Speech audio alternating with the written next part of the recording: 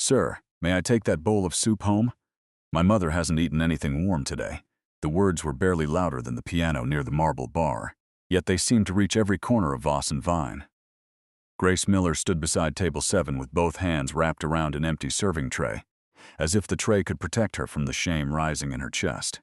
She was 22, a young black waitress with tired brown eyes, dark curls tied loosely at the back of her neck, and a black uniform faded from too many washings. Her shoes were polished because she had rubbed them with a damp cloth before work, though the heels were nearly worn through. On the white tablecloth before her sat a bowl of roasted butternut soup. It had not been touched. Steam still rose from the golden surface. Beside it lay a clean silver spoon. In 5 minutes, Grace knew, the kitchen would throw it away. Across the table, William Hart looked up from his coffee. He was 63 tall even while seated, with silver hair brushed neatly back and the calm posture of a man who had spent his life entering rooms where people hurried to please him. He wore a dark navy suit without a flashy watch or ring. His face was quiet, but his eyes sharpened at Grace's question. Before he could answer, a cold voice cut through the room. "Put the bowl down, Grace." Grace's shoulders tightened. Victor Langley, the restaurant manager, crossed the dining room with smooth, practiced steps. He was 48, pale, clean-shaven, and dressed in a black suit so perfect it seemed displayed rather than worn. His smile was small and empty. "This is a restaurant," Victor said. "Not a shelter." A few guests turned their heads. One woman lowered her wineglass. Near the bar, the pianist missed a note, then recovered. Grace's face burned. "I'm sorry, Mr. Langley. I only asked because Mr. Hart hadn't touched it and it was going to be thrown away." "You do not ask guests for food," Victor said. "You do not bring personal problems into the dining room. And you certainly do not embarrass this establishment in front of important customers." Grace lowered her eyes. "Yes, sir." William set down his coffee cup. "That is enough." Victor turned toward him at once, his voice softening. "Mr. Hart, please accept my apology. Miss Miller is usually more professional than this. I will remove her from your table immediately." "No," William said. The single word landed harder than a shout. Victor paused. "Sir," I said no. William looked at the bowl, then at Grace. "I would like to hear why," she asked. Grace shook her head slightly. "It's all right, sir. I should not have said anything." "But you did," William replied. "And I think it took courage." Victor's smile tightened. "Mr. Hart, whatever story she has, management can handle it privately." William did not look away from Grace. "Miss Miller, who is the soup for?" Grace swallowed. For a moment, she saw the small apartment on Auburn Avenue. She saw Evelyn Miller, 59, once a strong community nurse who had spent 30 years holding strangers' hands in hospital rooms, now wrapped in a brown blanket near the window because winter light made pain feel less lonely. She heard her mother's voice that morning, gentle but thin.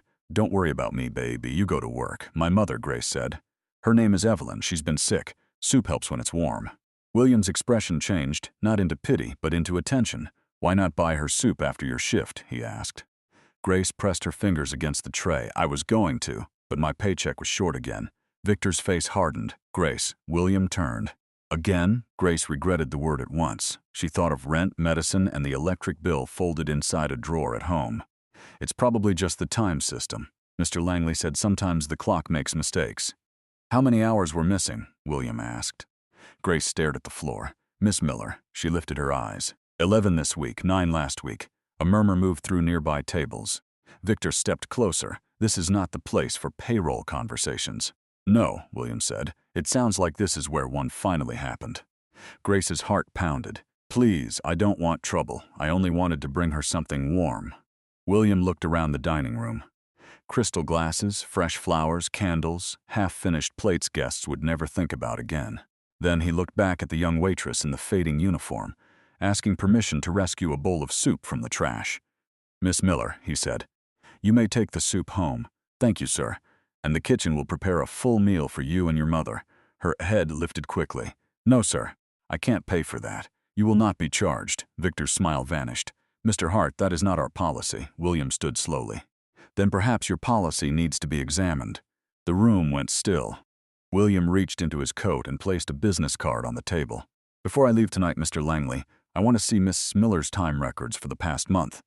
Victor went pale around the edges. "That would require approval from Ms. Voss." "Then call Caroline Voss," William said. "Remind her that she invited my office to review a possible investment in this restaurant group." and tell her I would like to know why a waitress in her restaurant can work nearly 40 hours and still need to ask for soup her mother can eat.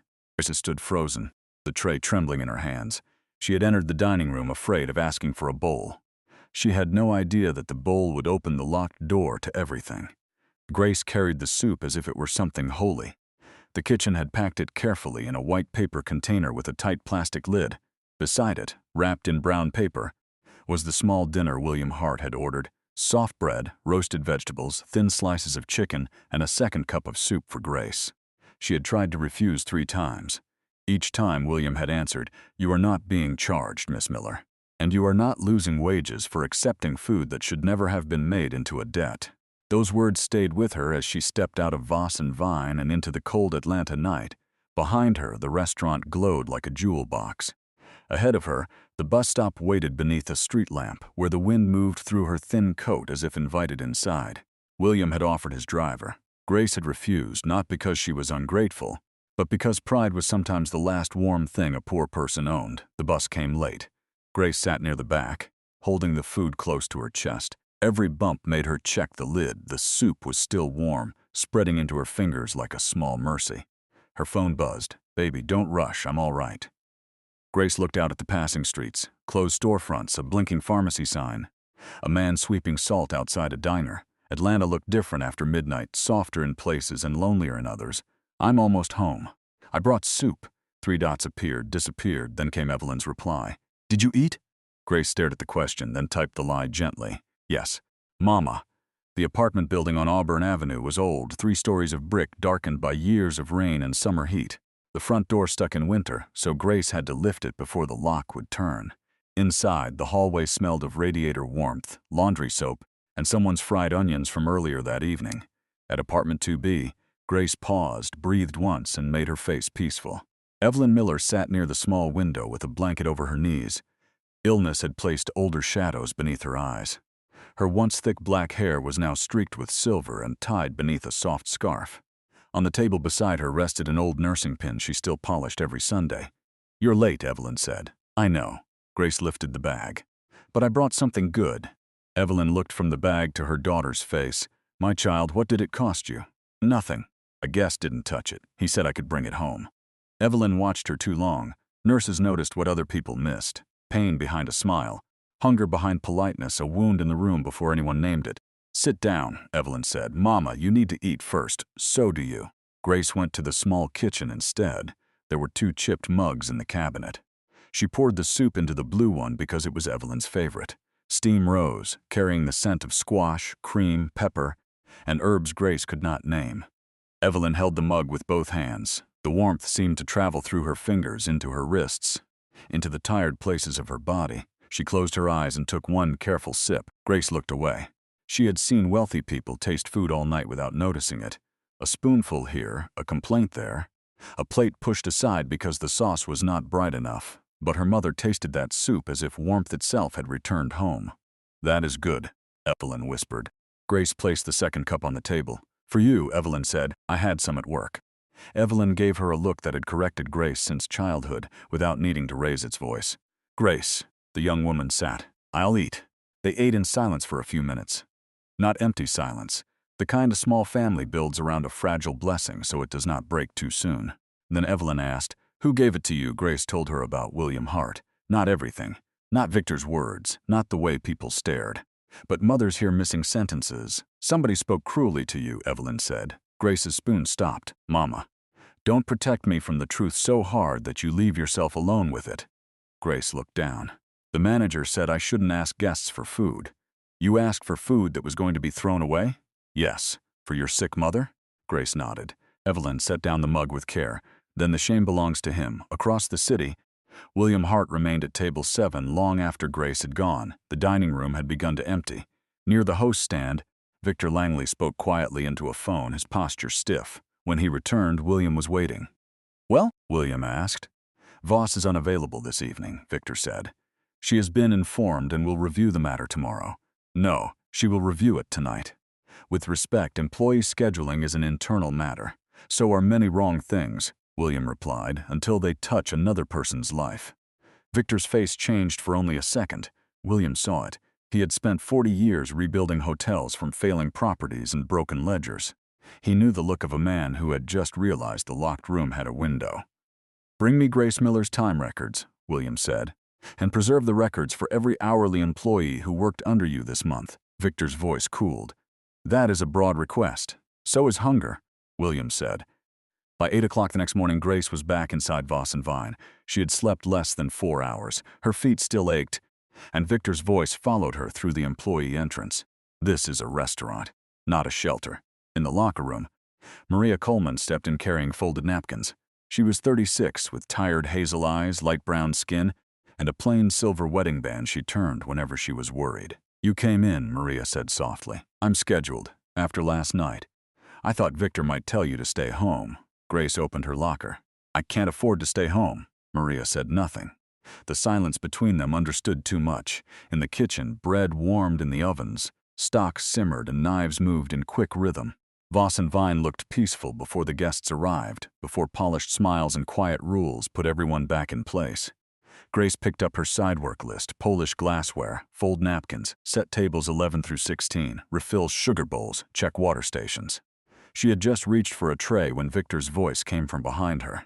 "Grace, my office." The room seemed to hear him before she did. Maria stopped folding napkins. Andre Bell, the 20-year-old busser with kind eyes and a nervous habit of twisting bar towels, looked up from a bin of silverware. Victor's office was small, windowless, and too neat. On the desk sat a printed sheet and a black pen placed perfectly parallel to its edge. "Close the door," Victor said. Grace did. "Sit." "I'd rather stand, sir." Victor picked up the paper. "Last night you created an unnecessary disturbance.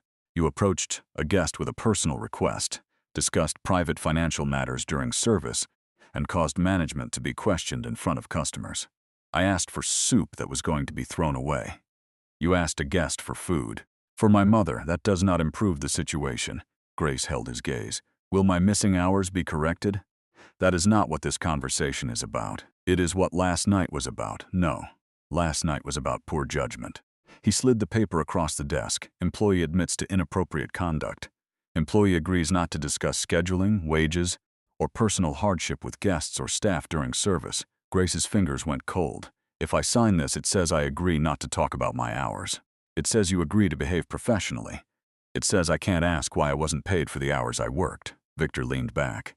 "You are young, Grace. Restaurants like this are built on trust. When an employee damages that trust, management must consider whether she belongs here." There it was, not written as a threat, but placed on the table like a knife under a napkin. Grace thought of Evelyn's hand over hers. "You were not born to disappear quietly inside somebody else's comfort." "May I take a picture of the warning before I sign it?" Grace asked.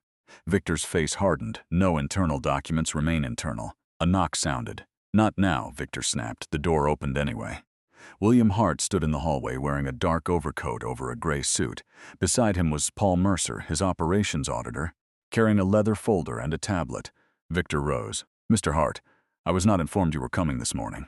"That seems to be a pattern here," William said. His eyes moved to the paper. "What is that?" Victor reached for it, but William was faster. He read silently. The air grew heavier. "You are asking Miss Miller to sign a warning that prevents her from discussing missing work hours. It is a standard conduct notice." "Then show me the same notice signed by every employee whose hours were shorted." Victor did not answer. William turned to Paul. "Begin with Grace Miller's records." Paul opened the tablet. "The scheduling export shows Miss Miller clocked in for 38.5 hours. Last week." Grace's breath caught. William looked at her. "How many were on your paycheck?" 27.5, she whispered. Paul scrolled. "The week before, 36.2 clocked. 27 paid." Victor swallowed. "The system occasionally rounds incorrectly." Paul looked up. It did not round. It was manually edited. Silence filled the office. Manually edited. Not a mistake, not a glitch. Someone had reached into the hours she had stood, carried, cleaned, smiled, and served, and made them smaller. William's voice stayed calm. But the calm had edges. "By whom?" "Manager access," Paul said. "Victor Langley's credentials." Victor straightened. "Several managers use that terminal." "Then we will need access logs," William replied. "This is outrageous," Victor said. "You cannot accuse me because a waitress told a sentimental story." Grace flinched at the way he used waitress, small and replaceable. William noticed. "Her name is Grace Miller. Use it." The door opened wider. Maria stood outside, pale but steady. Andre was beside her, holding a tray of glasses that trembled faintly. Victor snapped, "Return to work." Maria did not move. "Mr. Hart, Grace isn't the only one." Victor's jaw clenched. "My check was short 3 weeks ago," Maria continued. 7 hours. I thought maybe I forgot to clock in after break. Then it happened again. Andre swallowed. "Mine too. 5 hours last pay period. 4 before that." Another voice came from the hallway. "They told me I was lucky to have shifts at all." It was Rosa Watkins from the dish room, a woman in her 50s whose hands were always red from hot water and soap. One by one, faces appeared in the hallway. Not rebellious faces. Not angry yet, only tired ones. Paul checked the tablet. There are multiple manual edits, mostly hourly staff, mostly closing shifts. Victor reached for the phone. "I am calling Ms. Voss." William placed one hand over the receiver. "Good. Tell Caroline Voss I am already here. And tell her the missing hours have names." Caroline Voss arrived at 10 minutes past 9. The restaurant was not open yet, but the dining room had become too quiet. Servers pretended to polish glasses. Bussers moved carefully. From the kitchen came the low clatter of pans. Yet even that ordinary sound seemed afraid to grow loud. Grace waited near the service station with Maria. Waiting was almost worse than being questioned. It gave fear too much room. She could lose her job. Victor could cut every shift. Caroline could say Grace misunderstood the system, and people might believe her because rich women in expensive coats were often believed before poor. Girls in faded uniforms. The front doors opened. Caroline entered, as if the restaurant belonged not only to her name, but to her shadow. She was 54, white, elegant, and composed. Her camel coat fell perfectly over a cream dress. A gold bracelet caught the morning light each time she moved. Victor hurried forward. "Ms. Voss, I'm sorry you had to come in so early." Caroline removed her gloves finger by finger. "Apparently, Mr. Hart decided my restaurant should begin its day with an inspection." William appeared in the hallway. "This is not an inspection. It is a response." "To what exactly?" "To missing hours." Her eyes shifted briefly toward Grace. Not curiosity, not concern, recognition. "Grace Miller," Caroline said. Grace straightened. "Yes, Mom. I understand you had an emotional moment with a guest last night." William's expression hardened. "She asked for untouched soup that was going to be discarded." "She asked a guest for food," Caroline replied. "That is not our standard." Grace felt the old instinct rise. "Apologize, lower your head, make yourself smaller so the room can move on." Then she heard Evelyn. "The shame belongs to him." "Mother was sick," Grace said. "I asked permission. I did not take anything." Caroline studied her. "And now we have auditors in my office. Now we have manually edited time records," where William said. Paul stepped forward. "Most edits reduced paid hours after shifts were completed. The reductions appear across multiple employees, mostly closing staff and dishroom workers." Caroline's face did not change, but Victor's did. "I want all records preserved," William said. "Clock-ins, edits, schedules, payroll exports, manager notes, and any communication about hourly adjustments." Caroline gave a short laugh. "You are not the owner here, William." "No, but you invited my office to review a possible investment. I will not attach my name to a business that cannot explain why its workers are missing wages." At that word, wages, something moved through the staff. A breath, a shifting of weight, a room full of people realizing that what they had whispered near lockers was finally being spoken aloud. Caroline looked around. "Everyone has work to do. This conversation does not concern the floor staff. It concerns us if those are our hours," Andre said near the host stand. Victor snapped, "Andre." William raised one hand. "Let him speak." Andre held menus against his chest. "My check was short. I asked Mr. Langley, and he told me maybe I forgot to clock out right. But I remember. It was the night the dishwasher broke and we all stayed late." Rosa wiped her hands on her apron. "That was my night too. I stayed until almost 1. Paul typed into the tablet. "Those hours were reduced for both of you." Caroline's voice cooled. "This is why workplace concerns should be handled privately. Public accusations create confusion." Grace stepped forward before fear could stop her. "I tried privately." The room turned. "I asked Mr. Langley twice why my check was short. He told me the system would correct itself. Then he told me not to bring money problems into work." Victor flushed. "That is not accurate." Grace looked at him. "I have the messages." For the first time, Victor looked afraid. William noticed. "Paul, make a note of that." Caroline stepped closer to Grace, her voice lowered. Sweet enough for guests and sharp enough for employees. "Grace, you are young. You may not understand the damage a misunderstanding can cause. If you continue down this path, it may affect your future here." The threat was dressed like advice. Maria moved beside Grace. "She is not misunderstanding," Andre added. Neither am I, Rosa said. Nor me. The room was still. Caroline looked at them as if she had never truly seen how many people it took to make her restaurant beautiful. William turned to Victor. Bring me the warning you tried to make Miss Miller sign. Caroline's face sharpened. What warning? Victor hesitated. A standard conduct notice. William held out his hand. Now. Victor returned with a copy. William read it once, then handed it to Caroline. Your manager attempted to discipline Grace this morning for the exact conversation that revealed missing wages. Caroline scanned the paper. This could have been handled with more discretion. No, William said. It could have been handled with more honesty. He tore the warning cleanly in half. Grace flinched at the sound. Then he tore it again. The pieces fell into a wastebasket like a small white surrender. Grace Miller is not being disciplined, William said. No employee who speaks about missing hours will be punished, rescheduled in retaliation, or pressured into silence. Caroline's smile disappeared. You have no authority to make that promise. William looked at Paul. Put it in writing under the investment review. If this restaurant refuses, the review ends today and my office will inform every partner why. Outside, morning traffic moved along the street. Inside, the staff stood beneath chandeliers, still in aprons and worn shoes, unsure whether hope was safe. Grace thought of the soup. She had believed she was asking for warmth. Now she understood. She had asked the first question no one in power wanted answered. By noon, Voss and Vine was open as if nothing had happened. That was the strange talent of expensive places. A room could tremble with truth in the morning, then shine again by lunch beneath polished silver and white napkins folded like obedient wings. Grace moved between tables with a water pitcher in one hand and an order pad in the other. Her smile was gentle. Her voice was steady. But fear did not disappear just because someone powerful said she was safe. Fear knew how to hide behind the ribs and wait. Near the kitchen door, Maria whispered, You all right? I think so. That is not the same as yes. Grace almost smiled. It's the closest I have right now. Victor appeared at the end of the hall. His black suit was perfect, but his eyes were not. Grace, table 12 needs bread. Yes, sir. And remember, he added quietly, guests are not interested in staff drama. Maria stiffened. Grace picked up the breadbasket. I understand. She did not lower her eyes. That seemed to trouble Victor more than any argument could have. In the private office, William reviewed the first printed summary with Paul. The pages looked plain. Names, dates, hours worked, hours paid, edits after shifts ended. But plain things could break a heart. Grace Miller, 11 hours removed. Maria Coleman, 7 hours removed. Andre Bell, 5 hours removed. Rosa Watkins, 9 hours removed. Calvin Price, 6 hours removed. Paul adjusted his glasses. This is only the last 4 weeks.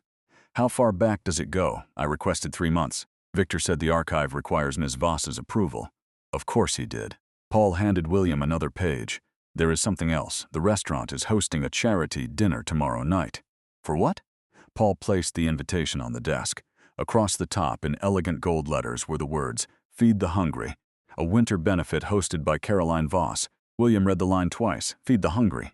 Yes, Paul replied. Last night, one of her own servers asked for untouched soup because her mother had not eaten anything warm. The words stayed in the room. In the dish area, Rosa scraped food into a black-lined bin. Grace entered carrying 2 plates and stopped. So much food, enough for Evelyn. Enough for Andre's little sisters. Enough for Rosa's husband, who had been out of work since his back injury. Enough for a dozen quiet hungers nobody brought into the dining room because the dining room had rules. Does all this get thrown away? Grace asked. Every night, Rosa said. None of it can go home, not unless you want a speech about liability. Andre came in with a tub of glasses. I asked once if I could take extra rolls after a banquet. Victor said it would encourage unprofessional behavior. Unprofessional behavior.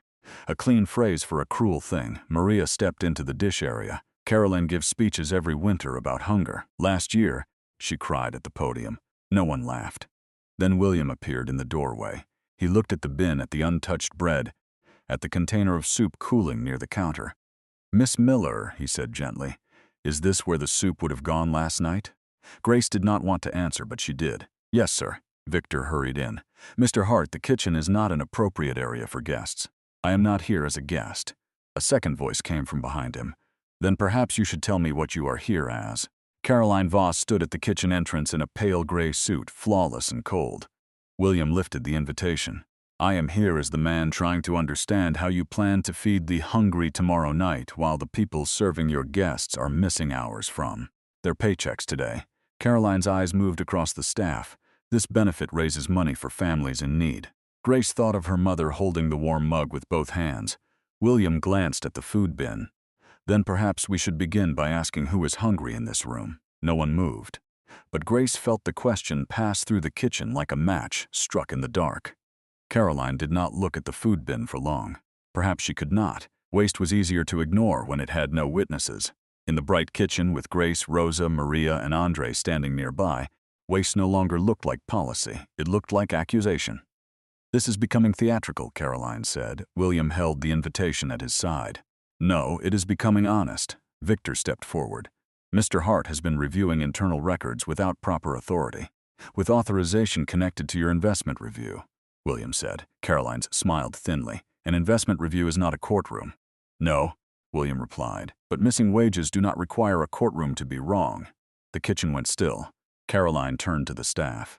"All of you have duties. Return to them." No one moved at first. Maria spoke near the dish station. "Ms. Voss, will our hours be corrected?" Caroline's eyes narrowed. "Payroll concerns are handled through management. I tried that. Mr. Langley told me the system was adjusting. Then my next schedule lost 2 shifts. Andre looked down, then back up. It happened to me too." Rosa wiped her hands on her apron. "And me." Caroline turned to William. "You see what you have done?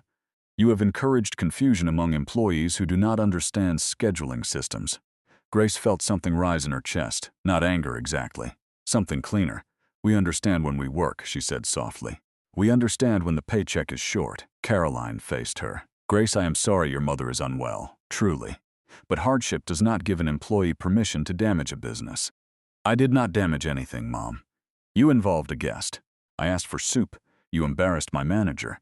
Grace's voice stayed quiet. "He embarrassed me." The word shocked even her. Maria looked at Grace with pride. William did not smile, but his eyes softened. Caroline stepped closer. "Be careful." William moved slightly, not blocking Grace, but near enough that the threat could not pretend to be private. "No," he said. "You be careful." Paul's tablet chimed. He read the screen and looked up.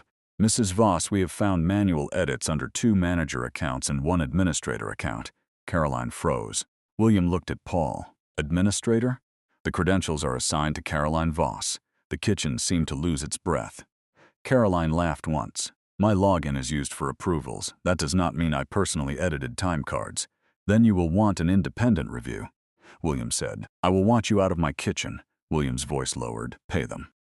Caroline stared at him. "Every verified missing hour," he continued. "Today. That could cost thousands. It already cost them." Caroline stepped back. "This conversation is over." "No," William replied.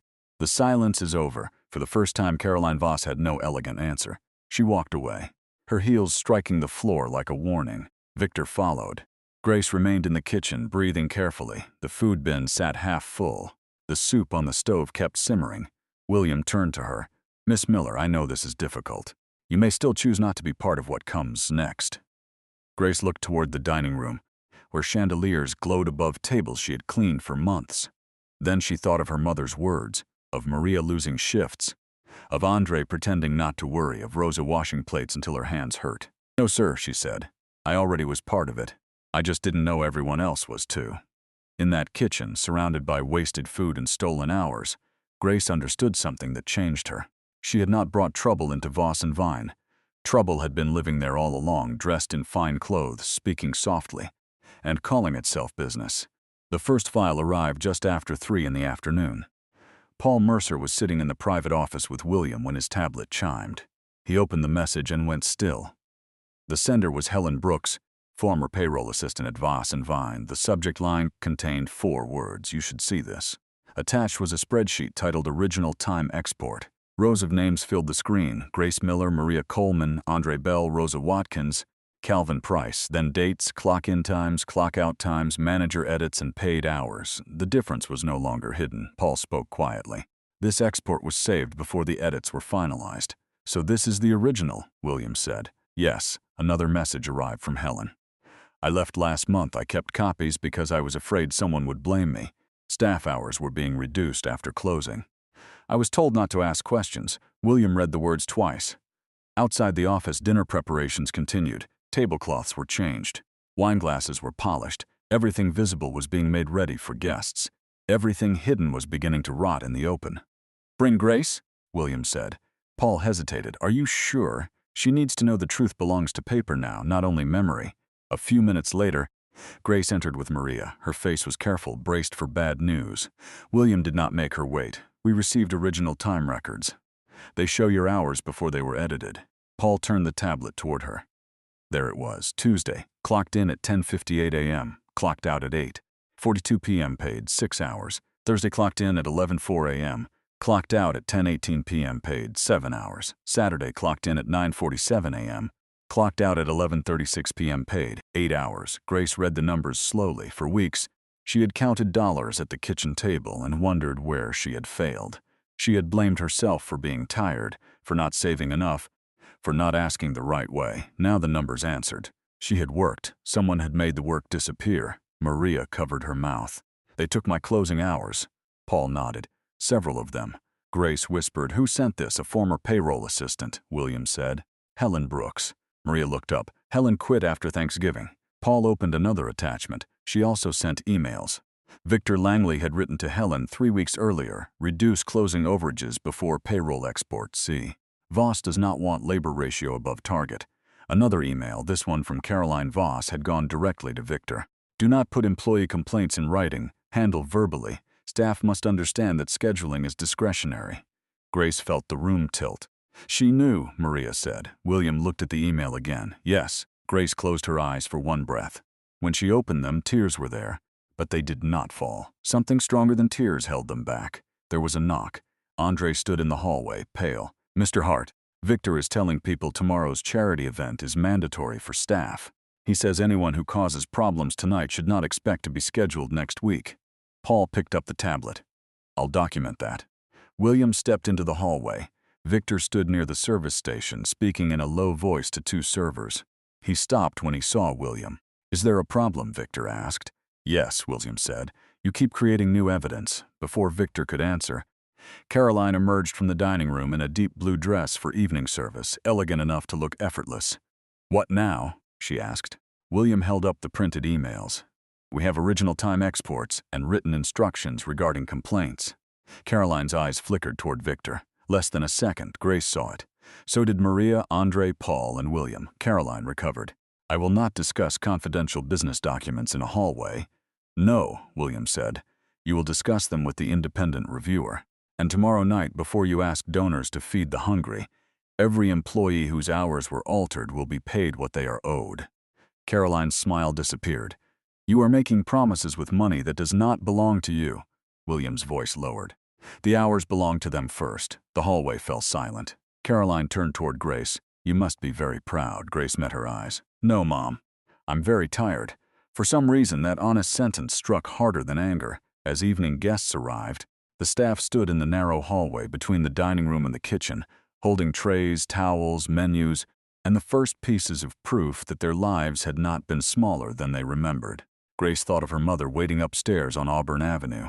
She thought of the soup, the warning, the missing hours. Then she understood the cruelest part of what had been stolen. It was not only money, it was the belief that her own memory could be trusted. And now, line by line, the truth was giving it back. Grace learned about the gossip before sunset. She was near the staff lockers, checking on her mother between dinner preparations when her phone began to vibrate. Maria sent a message, then Andre, then Rosa. Don't open it alone, Maria wrote. Grace tapped the link. A local dining blog had posted a photograph of Voss and Vine glowing under its gold sign. The headline was careful enough to avoid sounding cruel, but not careful enough to be kind. Young server causes scene at luxury restaurant before major charity dinner. The article said an unnamed employee had approached an important guest with a personal request, causing disruption among staff.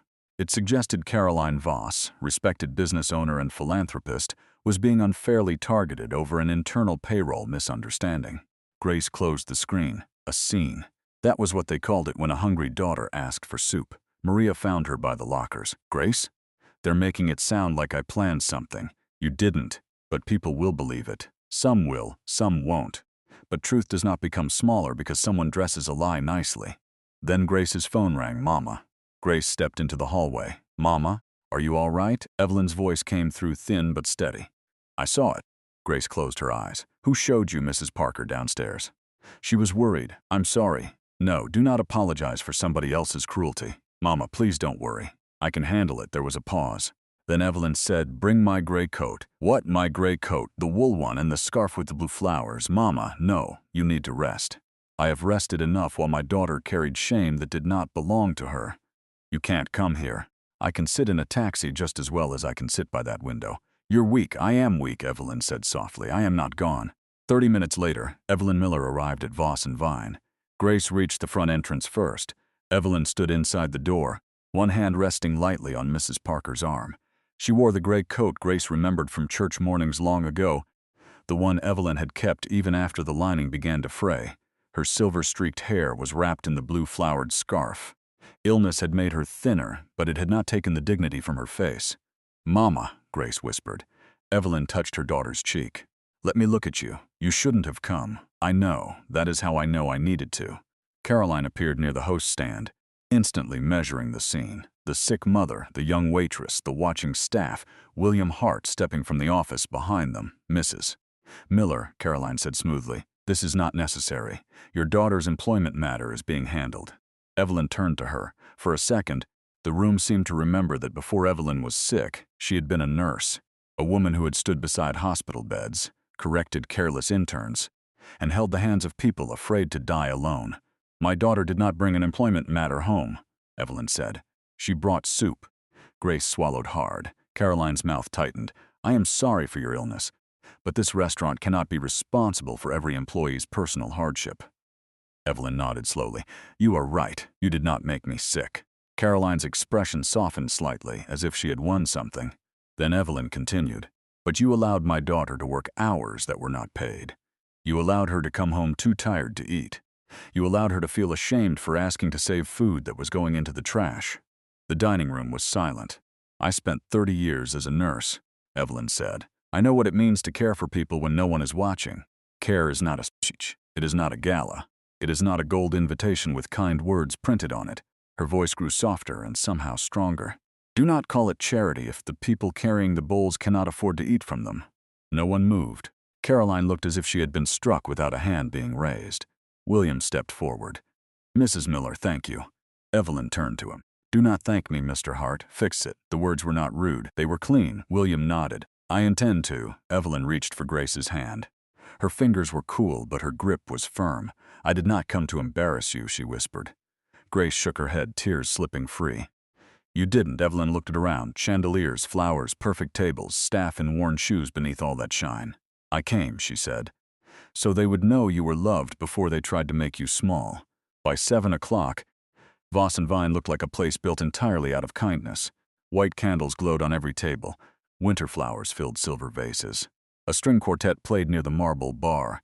At the entrance, a gold sign welcomed guests. Feed the Hungry, a winter benefit hosted by Caroline Voss.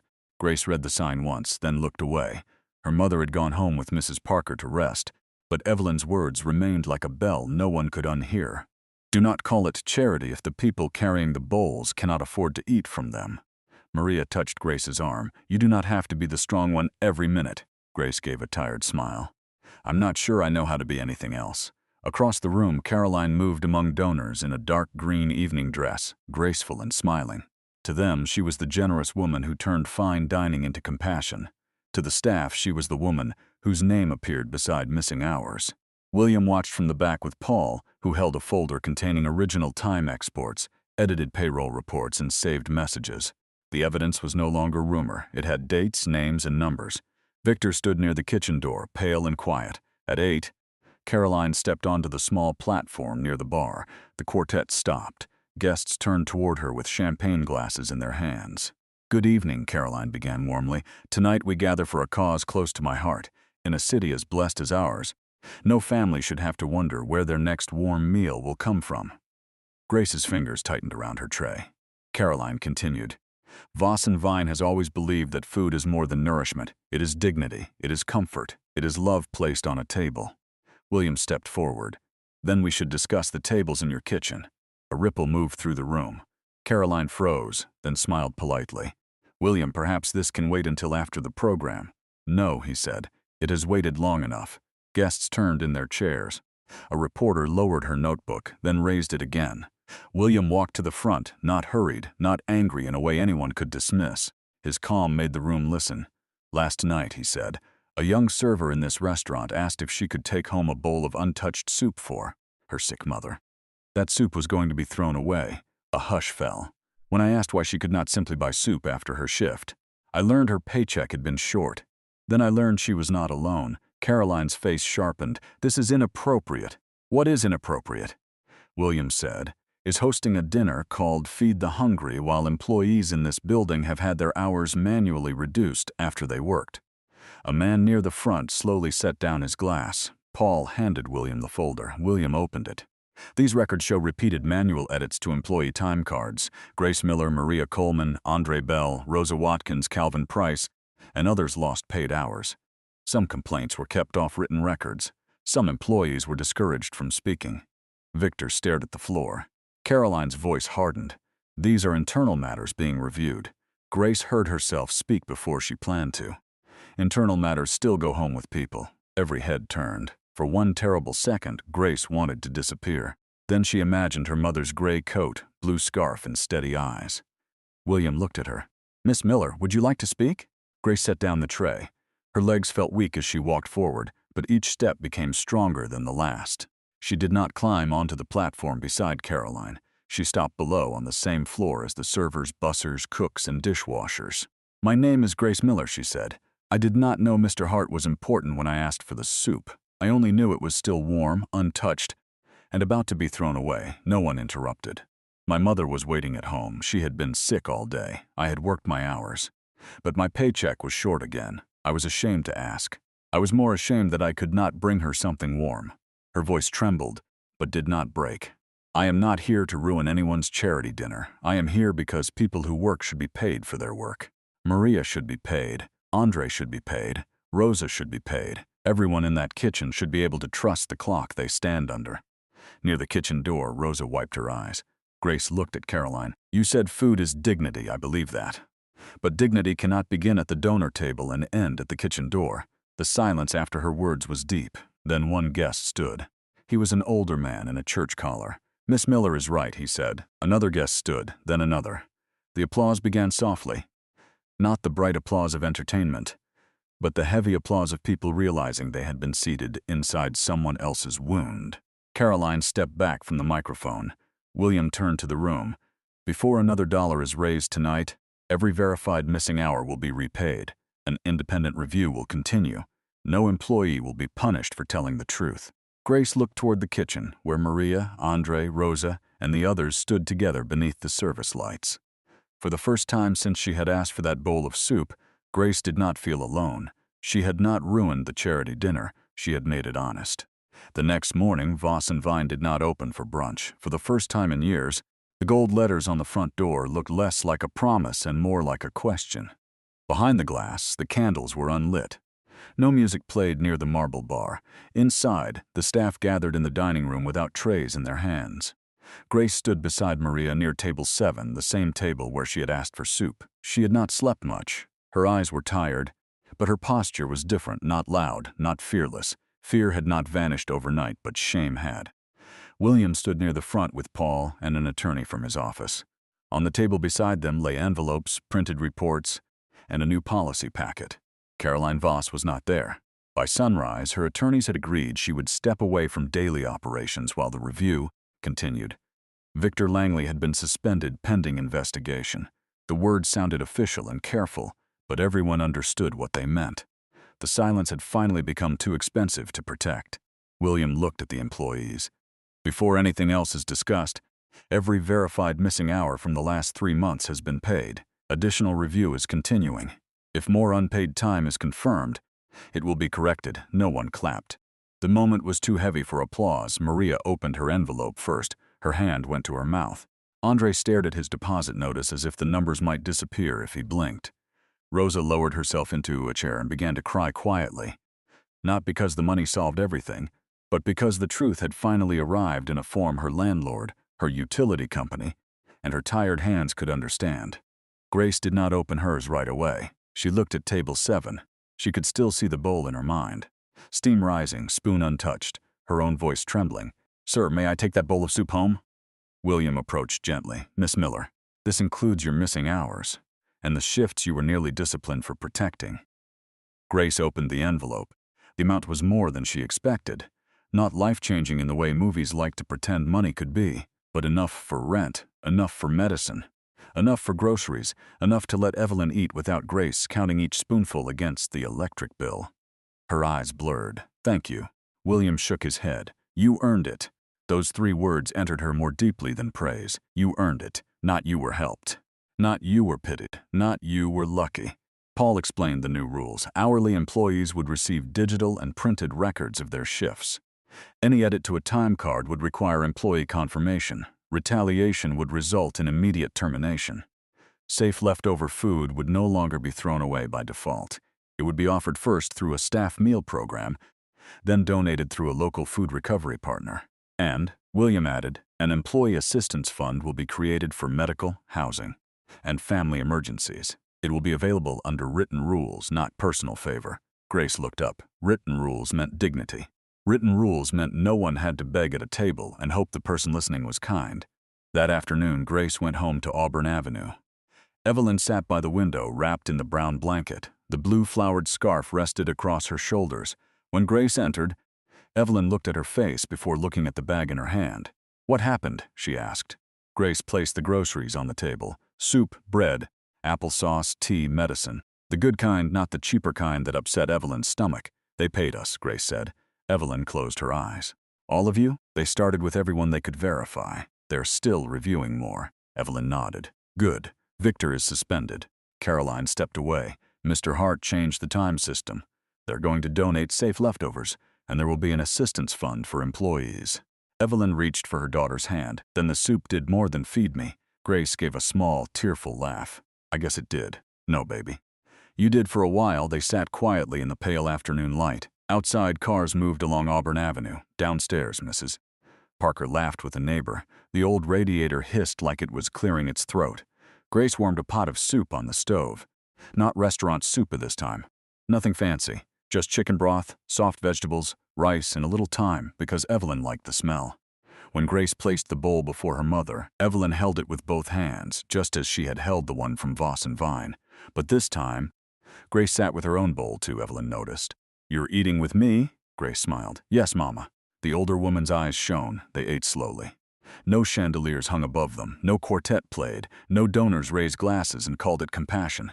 There was only a small table, 2 chipped bowls, and the quiet piece of food that belonged to them.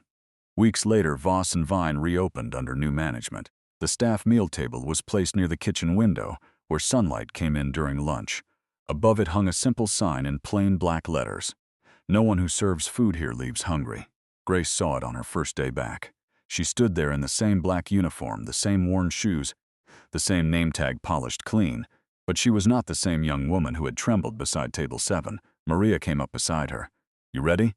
Grace looked toward the dining room, then toward the kitchen, where soup simmered on the stove. Yes, she said, and this time, when she picked up her tray, it did not feel like something to hide behind. It felt like something she carried forward.